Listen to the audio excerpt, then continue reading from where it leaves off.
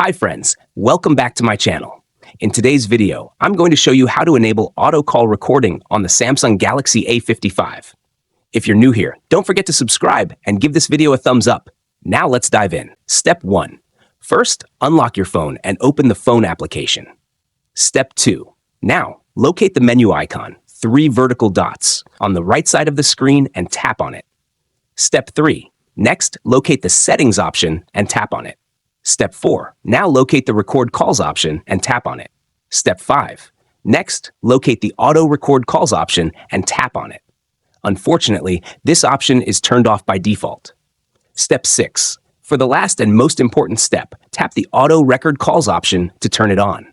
You can choose to record all calls, calls with unsaved numbers, or calls with specific numbers. For this tutorial, I'll select all calls. If you found this tutorial helpful, don't forget to give it a thumbs up and subscribe to my channel for more great tips.